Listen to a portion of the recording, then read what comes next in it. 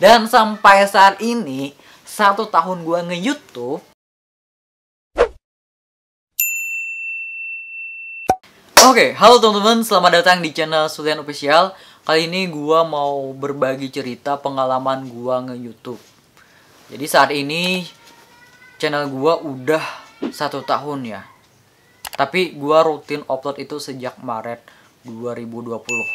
Ceritanya gini, jadi awal gue bikin video itu tentang OmiTV dan reaction. Kenapa gue bikin video reaction? Awalnya itu disaranin oleh teman gue namanya Alpi atau Alpi Baung. Bikin video reaction itu asik tuh, lucu, nanti gua kasih video-video lucu, kata Alpi kan. Jadi oke lah, gua bikin video reaction. Dan ketika itu viral Ancah Naga dari Tapin. Gua bikin video reaction Ancah Naga. Terus ada orang yang nyaranin, "Bang, langsung datangin Ancah Naga bang, bikin video vlog ngobrol sama dia." Kata saya, ya benar juga ya, mungkin kalau bikin video sama Ancah Naga mungkin gue dapat viewer yang lebih banyak dari sebelumnya.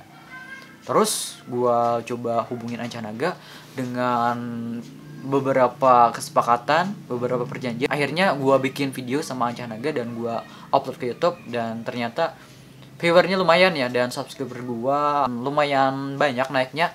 Waktu itu bulan Maret, di bulan Maret itu dapat 1000 subscriber.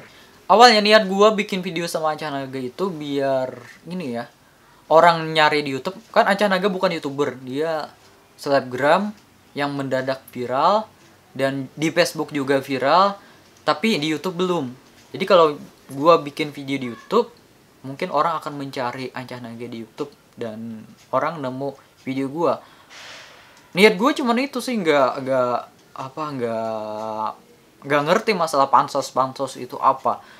Jadi gue bikin lah video dengan Ancah Naga, gue upload ke YouTube, ya udah itu aja. Gue nggak kepikiran masalah pansos itu, gue nggak ngerti masalah itu. Tapi di dalam komentar itu ada komentar hate. Orang yang komen ini ngatain gue ngobrolnya sok bahasa Indonesia, padahal nggak usah berbelit-belit gitu. Kalau bahasa Banjarnya itu tapuntal, tapulilit, jadi lebih baik kada usah pakai bahasa Indonesia. Kasihan Ancah Naganya juga aja, dia nggak bisa bahasa Indonesia, jadi lebih baik bahasa Banjar aja. Ya pikiran gue gini, YouTube itu kan nggak ditonton hanya oleh orang Kalimantan Selatan, orang Jawa, Sumatera juga bisa nonton video di YouTube. Jadi gue bikin tuh video memakai bahasa Indonesia, sebagian memakai bahasa Indonesia, biar teman-teman yang dari luar Kalimantan juga mengerti. Maksud gue kayak gitulah, biar video ini bisa ditonton oleh orang luar Kalimantan dan juga orang Kalimantan. Tapi ya ada saja komentar-komentar yang seperti itu. Orang yang ngedukung ya gue balas ya. Tapi kalau orang yang hate kadang gue abaikan, kadang gue bilang, gue balas dengan makasih, kan itu aja. Tapi kalau orang yang mendukung, gue antusias. Wah.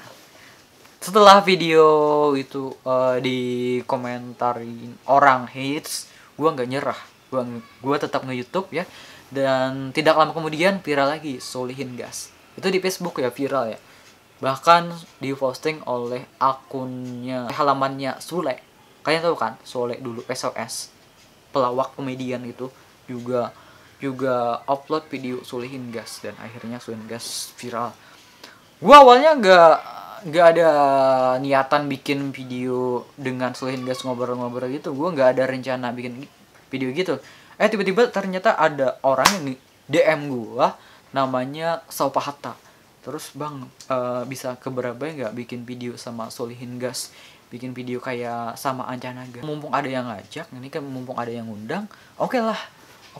Awalnya gue bingung ya bikin video apa sama Solihin Gas. Terus gue pikir-pikir, Solihin Gas ini kan orang Hulu Sungai Tengah. Makanan di Hulu Sungai Tengah itu apam Barabai. Jadi ya gue bikinlah video ngobrol santai sama Solihin Gas sambil makan apam Barabai, sambil mengenalkan makanan dari Barabai. Nah jadi gue bikin video itu, terus gue upload di YouTube, dan alhamdulillah setelah bikin video sama Sulhin Gas dan gue upload di YouTube, tayangan gue meningkat tapi belum sampai 4.000 jam tayang. Untuk 1.000 subscriber udah capai, bahkan lebih sedikit, tapi untuk jam tayangnya belum sampai 4.000 jam tayang. Jadi gue belum monetisasi. Tapi ini ujian lagi ya, ada juga yang ngomen, orang itu bilang kalau gua ngambil uang dari Sulhin Gas. Sebenarnya aduh, gua gak ada ngambil uang Sulhin Gas sedikit pun, bahkan gua yang ngeluarin uang buat biaya ke sana. Terus ya semacamnya apa-apalah, ya itu nggak perlu gua ceritain. Yang pasti gua yang ngeluarin uang ke sana, malah dibilang gua ngambil uang dari Sulhin Gas. Maksudnya gimana nih? Ngambil uang seperti apa? Ini kamu bikin video YouTube terus kamu dapat uang dari YouTube setelah dengan Sulhin Gas. Kamu itu pansos, panjat sosial. Waduh. Nah, ini ujian buat gua ya, dikatain Meta Ads gitu. Di gua kalau drop sih enggak. Tapi gue kayaknya bikin video yang gak usah sama orang lain lagi deh. Mungkin gue sempat berpikiran kayak gitu. Nanti kalau yang bikin video sama orang dibilang pansos. Tapi teman-teman gue banyak yang ngedukung. Mereka bilang Sulhin Gas gitu kan viral. Terus ada orang yang mewawancarain bikin video, dia yang bikin video. Dan gue bukan mengambil video dari Sulhin Gas. Jadi itu sah-sah saja. Dan itu tidak merugikan Sulhin Gas, bahkan itu membuat Sulhin Gas makin terkenal di YouTube. Awalnya kan dia terkenalnya di Facebook. Jadi setelah gua bikin video sama Sulhin Gas, akhirnya Sulhin Gas makin dikenal orang. Gitu. Jadi sah-sah aja menurut teman gua. Ketika gua dibully oleh orang, ternyata teman-teman itu masih banyak yang mendukung gua. Jadi gua tetap nge-YouTube. Setelah itu gue masih bikin video tentang reaction ya, pernah bikin video ngobrol-ngobrol sama beberapa orang, dan akhirnya channel gue sudah dapat 1.000 subscriber dan 4.000 jam tayang. Itu di bulan Mei ya? Iya, di bulan Mei. Jadi 2 bulan kemudian setelah gue rutin upload dari Maret, April, Mei, di bulan Mei gue baru bisa monetisasi. Tapi ini penting juga ya. Jangan kira channel yang udah monetisasi itu langsung dapat uang. Kita harus menunggu dulu $10 kita ajuin buat minta request pin. Kemudian setelah itu kita harus dapat uang 1.300.000 ya, minimal kalau nggak salah 1.300.000 baru kita narik. Dan sampai saat ini 1 tahun gua nge-YouTube belum dapat 1.300.000. Iya, belum dapat. Kalian bayangin, 1 tahun nge-YouTube belum dapat apa-apa dari YouTube. Mungkin kalau orang lain pasti udah berhenti nge-YouTube ya. Udah pasti berhenti nge-YouTube karena nggak dapat apa-apa dari YouTube. Tapi gue nggak nyerah, gue yakin satu saat, apakah di tahun ini, di tahun 2021 atau 2022, channel gue bakal dapat. Udah, tetap optimis ya, Kalau yang pesimis nanti kita bakal nyerah. Nah, ini tips buat teman-teman juga. Jadi awalnya gue nge-YouTube itu gue nggak paham tentang algoritma YouTube, gue nggak bisa bikin thumbnail yang menarik, gue nggak ngerti masalah SEO, masalah tag juga. Jadi gue cuma mengerti bikin video, upload ke YouTube, udah itu aja. Gue pikir itu aja. Nanti gue sambil mempelajari lah tentang algoritma YouTube. Terus gue belajar tentang thumbnail kan sambil jalan. Awalnya gue gitu. Tapi ini tips buat teman-teman yang pengen nge-YouTube. Kalian sebaiknya sebelum bikin channel, kalian itu bikin konsep dulu lah. Jadi bikin konsep yang seperti apa channel kalian. Apakah itu tentang tutorial, tentang vlog, atau tentang reaction, podcast. Ya sebaiknya kalian konsep dulu, terus nyiapin tempat, baru bikin channel. Gak meski harus dengan alat-alat yang mahal, dengan yang murah juga bisa. Tapi ingat, harus tetap siapkan konsepnya dulu. Terus kalian juga bikin thumbnail yang menarik. Jadi kalian harus belajar thumbnail biar menarik ya. Dan juga ini penting, kalian juga harus mengerti tentang algoritma YouTube, bagaimana kinerja YouTube. Kalian juga harus mengerti tentang tag. Ini manfaatnya apa? Kalau kita bikin video, kita kasih tag yang sesuai, insya Allah video kita akan mendapatkan ranking di YouTube. Ketika orang mencari yang sesuai dengan konten kita, channel kita akan timbul di atas. Ingat, tagnya juga harus sesuai ya. Ketika video mau mendapat ranking, ini pentingnya thumbnail.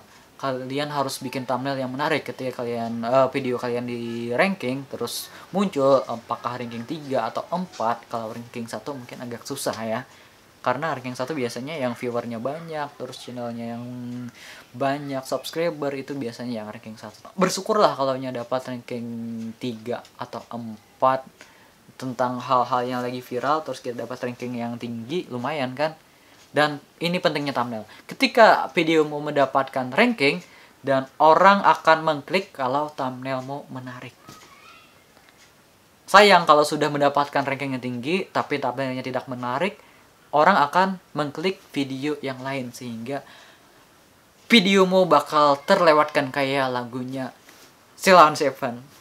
Nah, jadi itu penting ya. Kalian harus mengerti tentang algoritma YouTube, kalian harus bisa bikin thumbnail, kalian harus bisa bikin judul yang menarik, supaya video kalian mendapatkan ranking dan video kalian diklik oleh orang yang menonton. Gitu teman-teman. Mungkin itu aja ya cerita gua tentang pengalaman gua nge-YouTube. Jadi jangan seperti gua lah. Channel gua sampai saat ini belum berkembang karena gua nggak konsep dari awal. Seharusnya gua konsep dulu. Gua bikin video tentang podcast ya, podcast aja.